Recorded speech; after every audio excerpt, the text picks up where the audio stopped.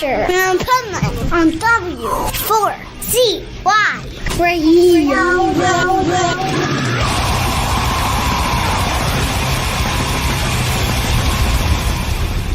Wake up, America!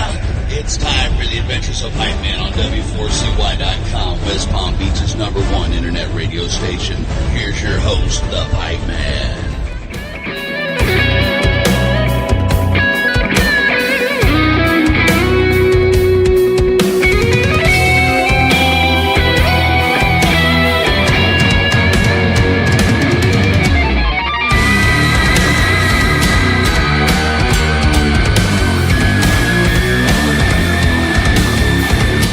This is the Pipeman here on the Adventures of Pipeman W4CY Radio. Super excited about our next guest. When I got the email from the publicist and I saw there was going to be new music by this amazing musician, I had to immediately, and he can ask John, I immediately emailed, like, is he doing interviews? And so here we are. Bumblefoot, how are you? Good, man. Very good. Oh, man. Happy 2025. I know. Here we are, 2025.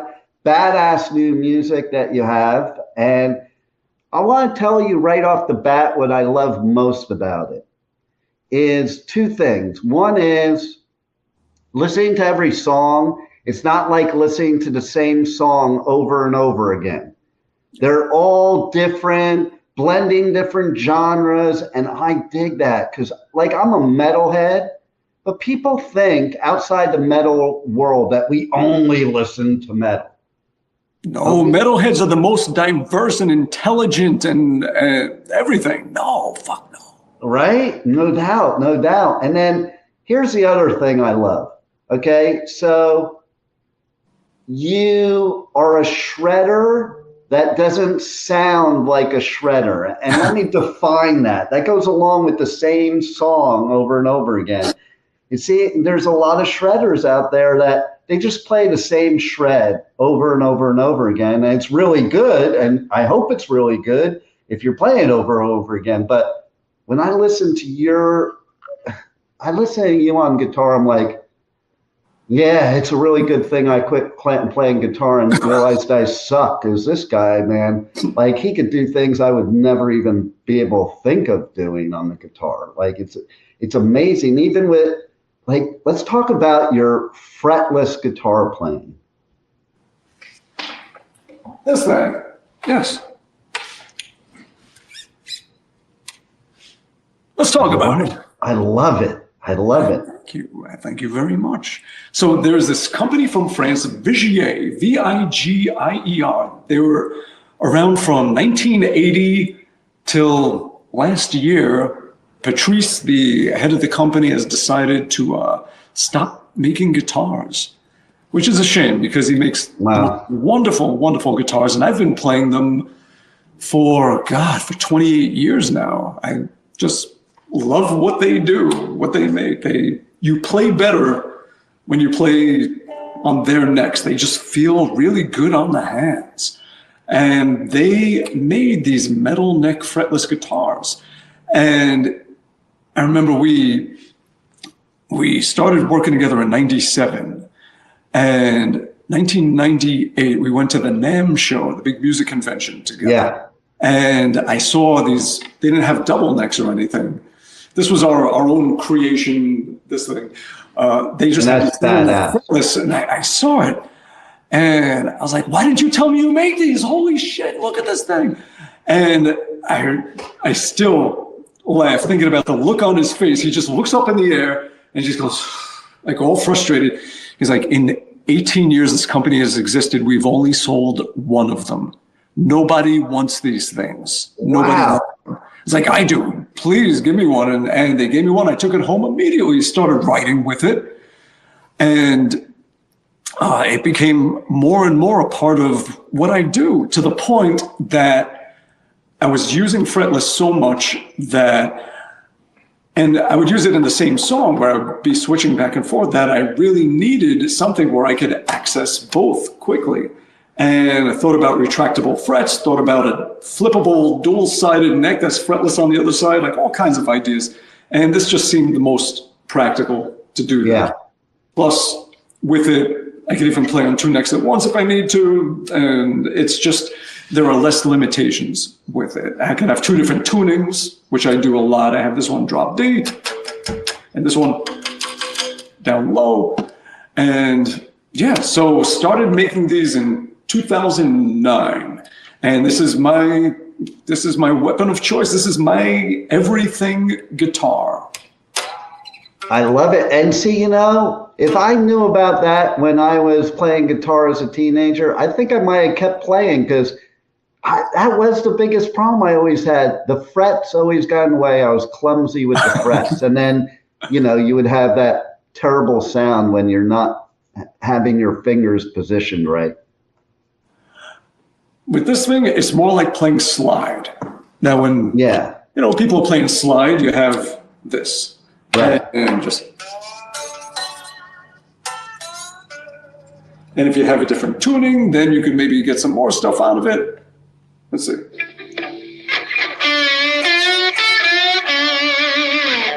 But with the fretless, not in tune,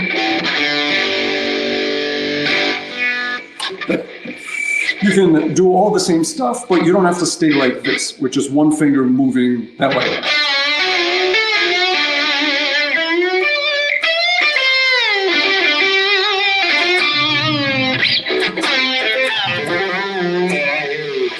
Yeah. Wow. You know what I just thought of watching that is, like, why don't all these blues lap slide guitar players play fretless? They should. I guess they don't need to because they got their thing down, but it would be great to see. And even on this new album, I dabble in that a little bit. Songs like Moonshine Hootenanny, things like that. Little bit of that.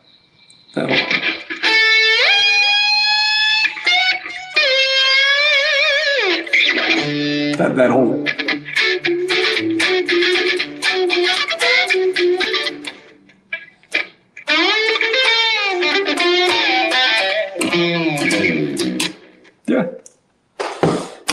I also love that the first song on Bumblefoot Returns is 8 minutes and 26 seconds. Break the rules.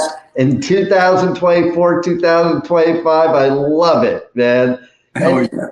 I do find that some bands are going back to that. You know, it's like songs now it's so weird. Some of my favorite songs as a teenager would never even survive today because the intro was longer than most people will listen to a track on Spotify. Yeah. You know? But one thing about rock music, metal music, is that we love bands and we love albums. Mm. Yeah, where we tend to have, I think, a longer attention span. Yeah, exactly. And you know, so you have also some cool guests on the album with you. Let's talk about each one. Tell us what made you pick them for those particular songs. I think the songs picked them. Really, that's kind of how it went. Like, let's see, Guthrie Govan. I was in a guitar magazine in August 1989, and I got a letter in the mail from this kid. I was a teenager, and from another teenager. Is like, "Hi, my name is Guthrie. I live in the UK. I'm a guitar player too. Here, check out my demo." And sent a cassette.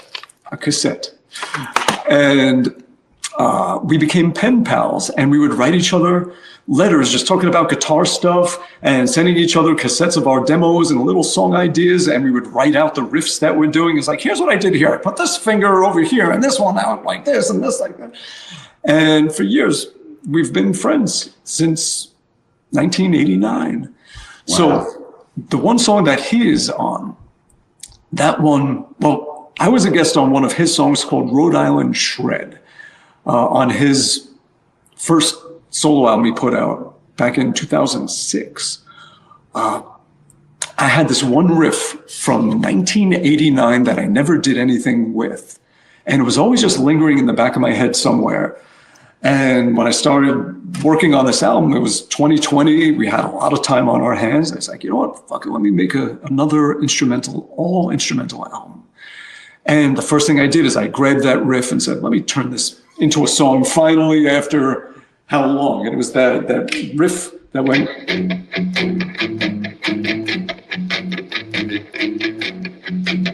So I took that riff and just expanded on it and turned it into a whole song, built it up. And I was like, well, that riff was right around the same time that I met Guthrie. And I'm picturing the solo section where there's like trade-offs of something, like different rounds of it happening. So he would be perfect for it. It's like that moment in time that he was a part of and this riff was a part of and this song was a part of. Let's finish it off the way it started. And so he laid down solos in that. We traded back and forth in that song. The Brian May song. Now that one, I just had this song and I wrote it, and at the end of it, when there were the sections where solos could go, and hearing what the song has become, and I was like, this song is just crying out, it's begging, it's pleading for Brian May, like his spirit, his sound, what he brings to music. Like this song would not be complete. It would not be all it could be if he wasn't on there. It was like the song became this song, and it was just like, this is a match for him. Let me ask him. And he threw down a solo. The song The Thread, I want to mention that before I mention the Steve Vai song. The Thread, I started writing a song. There is an email thread that I've been part of for like 10 years where a bunch of guitar friends were all on it. And we just talk about random shit, whatever. Almost every day we're talking. And nice. Pretty much sometimes, 10 times a day, just all talking about whatever, random things. And I was writing this song and I knew like the melody just it seemed too familiar. It's like, I know I stole this from somewhere and I don't know where. I can't place it. I couldn't have come up with this melody. It's something else and I don't know what. So I asked them, I was like, check this out. What is this? What did I steal this from? And most of the guys are like, oh, no. I mean, it sounds kind of, like it's been done before, but it's not, I don't hear anything exactly. And then someone on the thread said, oh, wait a minute. That kind of where the chords go and the way it ends, the last couple of notes of each phrase of it, that's a Gary Moore song. Huh. Yeah, I was like, oh, shit, it is. That's what it is. So, okay. It was the one, Parisian Walkways, where he did his kind of version of that. And so back to the drawing board, I changed the chords, I changed the melody and restructured it and came up with something new. And then I showed it to my thread mates and said, what do you think of this? Is this, and they're like, oh, perfect. It sounds more like you, and it hasn't been heard before. It's different. It's definitely, that works. But when that first break comes, like you're jumping right into crazy shit, pace it, maybe do something else there and then go to that crazy riff. And so really that song was guided by my thread mates to become what it became. So I named it after him. I called it The Thread, which is what we call it, The Thread. Nice. And Steve Vai is on the thread. So when I was making the song Monstruoso, and I'm picturing all these songs, I'm picturing all kinds of stuff in my head. Like it's almost like I'm writing soundtracks to things that I'm either experiencing or just feeling, seeing, whatever it is. So I was picturing like the old 60s, 70s Japanese horror movies, the monster movies, the old Godzilla movies, Rodan, Mothra, all of them. And just the sound of like that dubstep growling keyboard, making all those noises, Monstruoso. And that's the name of that monster, Monstruoso. And then after it like breaks down and it goes into that whole kind of clean middle thing, and then suddenly kicks back in out of nowhere, bang. I needed, it was calling for something alien-like, sounds that a guitar does not make. And I was like, there's only one guy that can do that. Yeah. Make sounds that a guitar cannot make. And so I asked Steve, I was like, you want to throw down? And he's like, yeah. So he threw down the solo. So it's almost like after the songs became what they were. Yeah. That's when it was like, all right, there is a match for these songs that I didn't want a lot of guests or anything. I kept it down to a minimum. All these songs that seemed like they could really use that cherry on top that only that person can give. Something I can't give that only they could in that way. So I asked, and they did it. Yeah. So something that you gave in one of the songs, I can't remember which one it was, but it was so funny because my brother and I last night literally were just talking about Frampton performing on the Rock Hall of Fame and how he was so happy because he did the like mouth harp. And there was one part of the song, and I'm sure that you're using your fretless guitar, that immediately when I heard it, I was like, wow, he's doing it on the guitar. The Griggstown Crossing thing.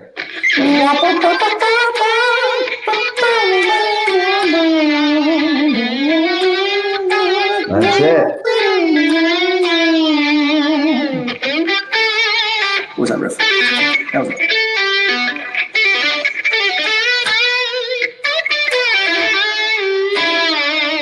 Yeah, and I was using a talk box, the thing where you have that tube to a microphone. Yeah. And you put the guitar into it. It has a speaker that just is all encapsulated except for the tube. So all the sound gets pushed through the tube into your mouth where it resonates in your mouth and the microphone picks it up. So that's what that is, the talk box. Nice. All the great stuff, everything from wow. Living on a Prayer to Joe Walsh to, of course, Frampton. Feel like I do. Everything. So it was that kind of song. And that's the one person that didn't do it is when I made that song, that's what I imagined for that song was either like Frampton or Joe Walsh. Wow. And I did reach out to Joe Walsh and asked him if he would lay something down, and he heard the song and he said that he felt like the song was already done. It didn't need him. Wow. Well, that's a huge compliment, right? I was like, well, actually, like this solo section, that's for you. But I was like, once someone says no, I'm not going to try and change their mind. I'm not going to do that. If he wasn't doing it, then I'm not going to come back and say, well, no, it's not done. You need to, it's just like, thank you for listening, Yeah. And then I did something that I pictured them doing, Frampton or Walsh, that kind of thing. And that's what I did. I did the talk box with the fretless. Wow. Yes. I love it. I love it. And so the album drops on the 24th of this month, January 24th. Very cool. Where do you recommend people go to get the album when it drops? Or can they pre-save it now or something like that? There are plenty of options. First, you go to bumblefoot.com and you can get vinyl, which I wanted it to have a ton of art. What I loved about vinyl as a kid is just all the things, whether it was a spinning wheel of Zep 3 or like anything that just, it was art. It was something you held in your hands and it was interesting. Yeah. So what I did is it's 2 discs, gatefold, art, sleeves, full images, artwork on both sides of both sleeves. But the second disc is a UV art pressing. It has artwork on the fourth side, and it's clear. So it's like a clear whitish disc with artwork on the fourth side. Nice. So it has like the spaceship and all the different things from the album art on there. So as you're listening to side 3, you're seeing the art from side 4 and the ship spinning and moving and everything on it. And if you just put on side 4, you have the artwork directly there and all of that. For the CD, it opens up, same thing. You have in this pocket CD, and in this one is a booklet, but it's not stapled. It unfolds into like a big square. So you have the big art there too. Nice. On one side, another picture on the other side. And then you have this thing where, I haven't opened this yet, but it unravels into like a big long strip of artwork on both sides. Wow. Yeah, like this is what we loved about physical stuff. I'm not going to cheap out on that.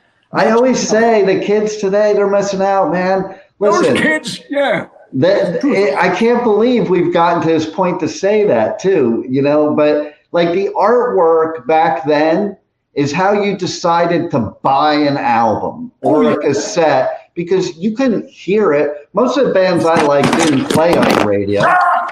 Uh-oh. I'm back. Yeah, most of the stuff, they didn't play it on the radio that I listened to, so you just had to take a shot, and you usually took a shot by, you looked at an album cover and like, wow, that looks cool. We browsed the record store, we saw an Iron Maiden album, it was like, this looks badass. You take it home and you're glad you got it. And then you go back and you get the rest of it. I would sit there with my headphones on and listen to the whole album like over and over again with all the artwork, the lyrics, look at everything. It's like a full sensory experience, not this, I'll listen a few seconds. Okay, next, So I think you miss out on so much. That's the thing. That's one thing that I wanted to do with this release is I wanted it to be more for the senses, more of an experience than just putting something on Shitify, So, I mean, it's on there too. It's on anywhere you want to stream. You can download it too. There's on Bandcamp and all of that. But my first album was on cassette 30 years ago. I was like, fuck it. I'm putting this out on cassette. Hey, listen. For the people that still collect these, or someone that just wants an interesting old retro merch item, cassette, why the fuck not? I have a retro phonograph here that has not only for albums, but for cassettes and CDs. Nice. And does it have 8-track? I wish, man. Right? Listen, I used to listen to Blizzard of Oz on 8-track, and you would have to, first of all, you'd have to take the little matchbook and put it underneath, or else it was really slow. And then Mr. Crowley would like fade out in the second track and then fade back in the third track. Oh, man. I had 2 albums on 8-track that I would listen to until they snapped. One was Meatloaf Bat Out of Hell, and the other one, they were the opening band for Kiss on the 79 Dynasty Tour, a band called New England. This album, this band was so fucking good. Everybody should go back and check them out. And so after seeing Kiss at Madison Square Garden, 79, 9 years old, next day immediately ran to the record store and got New England's album. They didn't have it on vinyl. I was so bummed. All they had it on was 8-track. I couldn't wait another day. I had to have it. Wow. So I got it on 8-track. And I listened to that thing to death. Yeah. So my first album I ever owned myself in my life, not ones that I stole from my brothers, because that was my introduction to music, because my one brother was 11 years older than me. So that's how I learned about stuff like Mountain and Cream and all those 60s bands. And then I was at Seaside Heights. Sleeside. Yeah. And I can't remember how old. I don't know how old I was. I'd have to do the math at this point. But I played one of the Carney games and won. And the reason I played the game is I saw you could win albums. And so I played it, and there was one, speaking of like the album cover artwork, there was one album that stood out to me just because, wow, those dudes look cool. And it was the original Kiss album when it first came out. That was my first record album. I won it at the boardwalk at a Carney game. That is so cool. Right? So, Seaside, where are you? You're a Jerseyite? I am, but I'm in Florida now. Okay. But so check this out. I was originally in Jersey till 1980. My father moved me to California, and that was what, it was so weird because that's what introduced me to the real like underground metal, because, you know, I was 13 years old hanging out at the Sunset Strip, like walking into the Rainbow with Motley Crue to hang out with Lemmy, you know, at 13 and shit, you know. And I went to the first Metallica show ever in the LA area, like the first public show ever. That is so cool. And then I moved back to Jersey for college, and I was manager of this store on Route 9 in Old Bridge, Harrow's, and I was going to Rutgers. And so like the Wendy's I used to go to for lunch, Bon Jovi used to walk in there. But then there was this whole scene in Old Bridge, the Old Bridge Militia. Yeah, I was about to say, so we definitely. So I was at both scenes. So you know, like Mark Tornillo and all the TT Quick dudes and Prophet and Edgar Casey and like that whole crew and Trickster and yeah. Yeah, and then in LA, you know, it was funny too, because in LA when Metallica left and then Slayer left, like me and my bro used to hitchhike up to the Bay Area to go to the real metal shows. We thought they were real in LA till we got to the Bay Area. And it was like, oh my God, this is like, went to an Exodus show when Kirk was still in the band. And it was like, oh my God, this is insane. And it's so funny because when Slayer first got up there, they were like Exodus and the other bands, Possessed and all that. They're like, yeah, we don't do that up here. You need to take that eye makeup off. Because in the beginning, they used to have the dark eyeliner to look evil. But they're like, no, that don't play up here. And that, and you hear like Slayer talk about to this day about how they had to take their eye makeup off, you know. And but they had nobody to play with anymore in LA, you know. That I saw Stryper open for Slayer. It was the funniest shit ever. You know? The mix. Wow. Yeah, it's like, because there was nobody else these bands could play with. And then Motley Crue, they were the first club show I ever went to in my life. You know, like you talk about Madison Square Garden. I saw Beatlemania at Madison Square Garden. I never got to see Kiss there when I was a kid. I saw them there as an adult. I was so bummed. I always wanted to go, but never did. But yeah, I mean, like it's so funny because I have both the East Coast, the West Coast version of everything that happened. And I always laugh when people from Jersey say, yeah, Metallica's from Jersey. And like, yeah, after they were from the Bay Area, after they were from LA. Metallica is not from Jersey. Who says Metallica is from Jersey? Oh, a lot of the Old Bridge Militia people, not the people that are the big people, like the people that weren't that much in the scene. They all, like I see them at festivals and they're like, yeah, I remember when I saw Metallica because they were originally from Jersey. And that's what they say. I'm like, because they did, if you watch, there's a documentary, I did an interview, and if you check out this documentary, it's called The Jersey Sound, if you haven't seen it. Oh, yeah.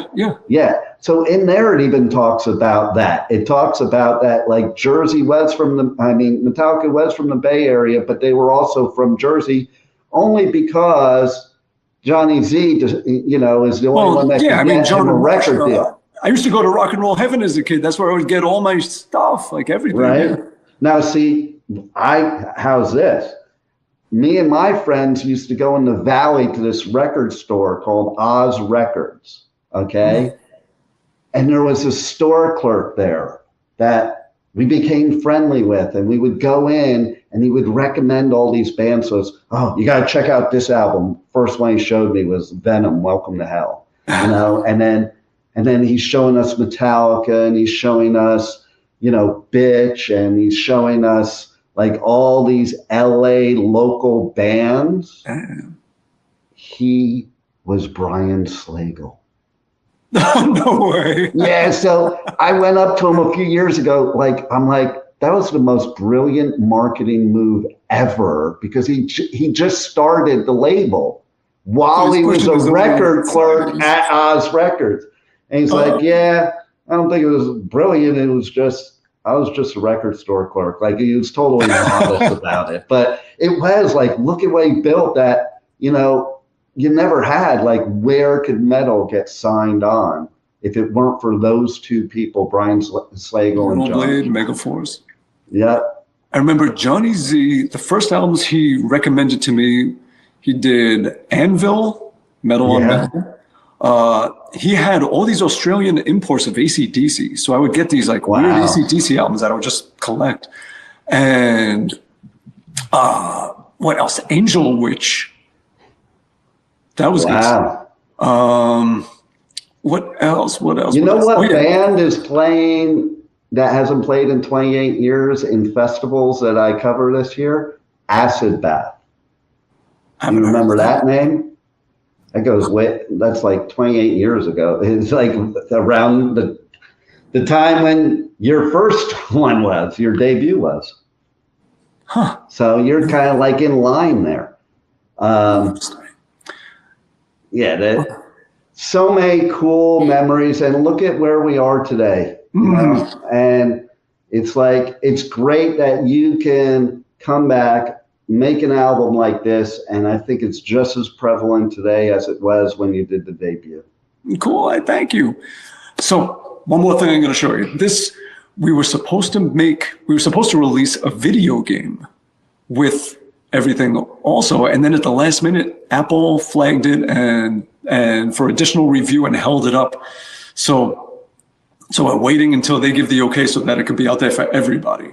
But we made a Simon in Space. When I say we, I mean this guy named Radek Grabinski of Gloomyware Software in Poland, who has done all of this stuff. But check this out. Let me give this, if I could give this a flip. Will it flip?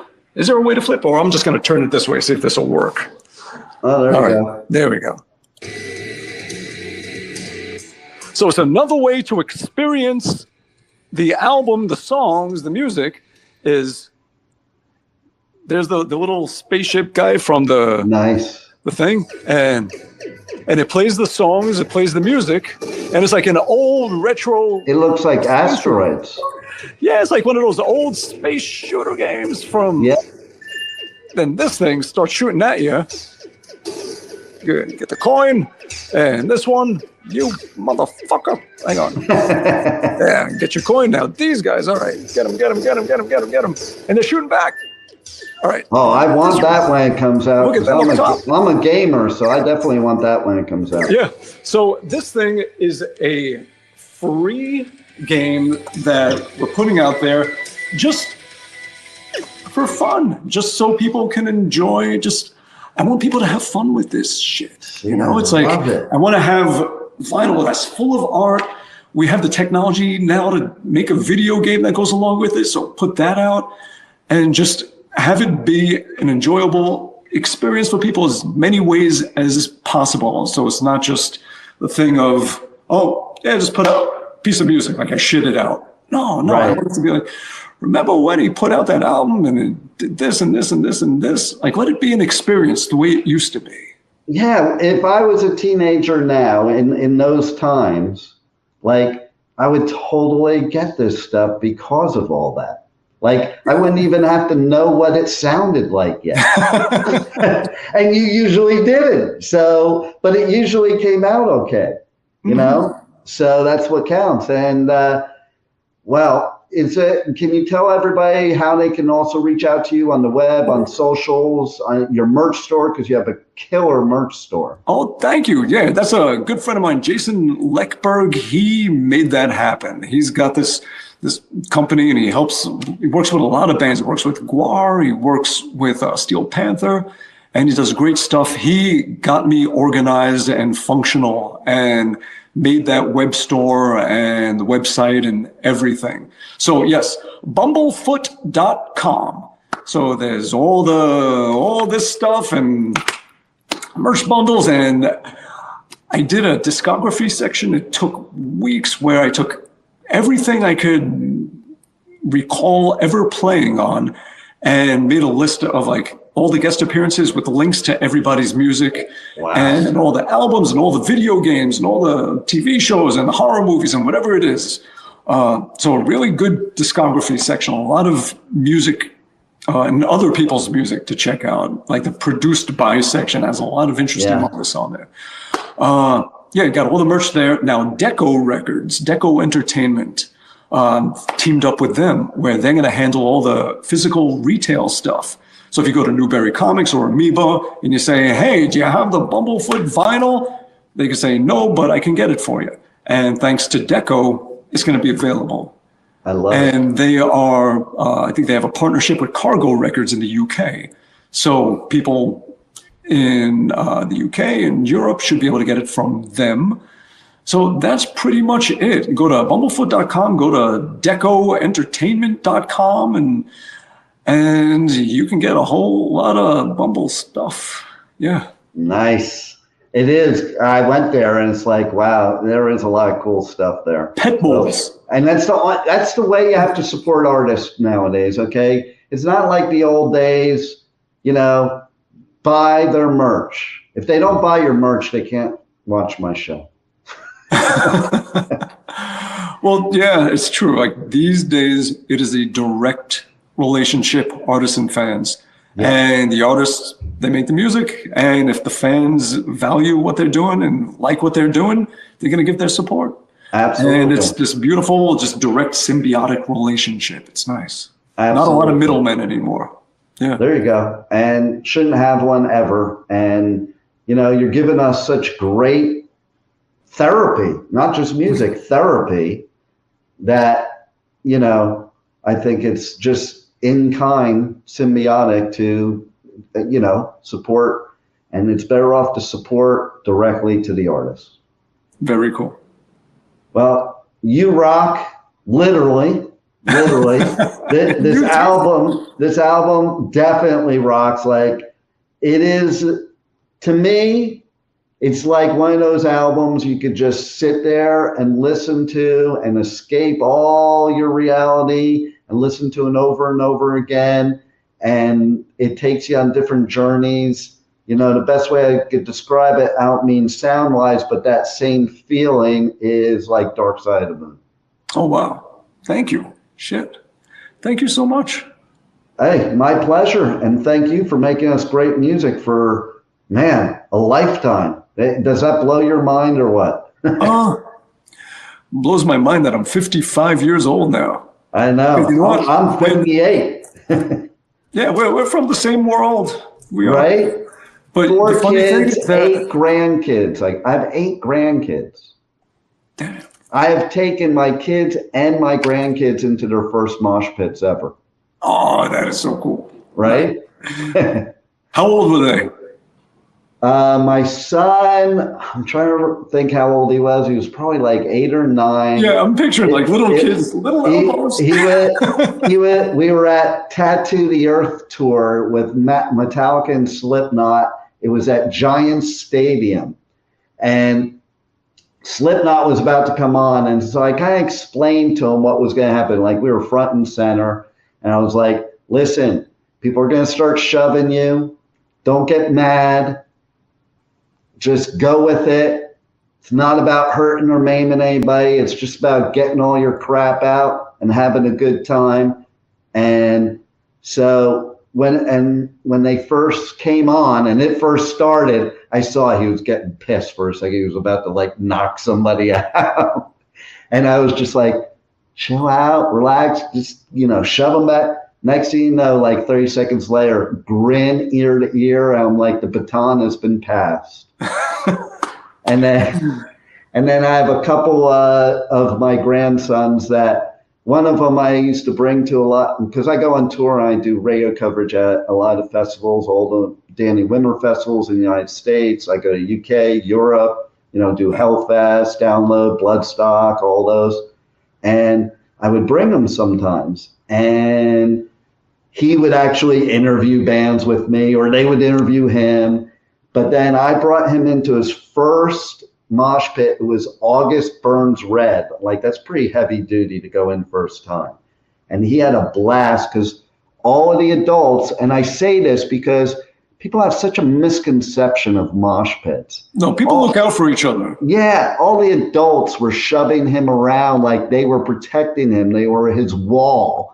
And they were moshing with him, but like in hit and getting down low with him and at his level, at his, ability, so to speak, or strength. And it's just the experience that you have for a lifetime. My other grandson, he's always now, if I bring him to a show, he's like, can we go up to the front to the pit? So that's some good parenting and grandparenting right there, I think, in my opinion. Cool, Grandpa. Because, listen, we are the coolest group. People don't know it. They think what they want to think, but we're one big family. Nobody's an outsider. Everybody can just be themselves. There's no bullshit like there is everywhere else in the world. And we take care of each other. And it's just great therapy. Yeah. So well said. Thank you for being a big part of that, and thanks for being on the Adventures of Pipeman. Thank you so much. I appreciate it. Thank you. My pleasure. Thank you for listening to the Adventures of Pipeman on W4CY Radio.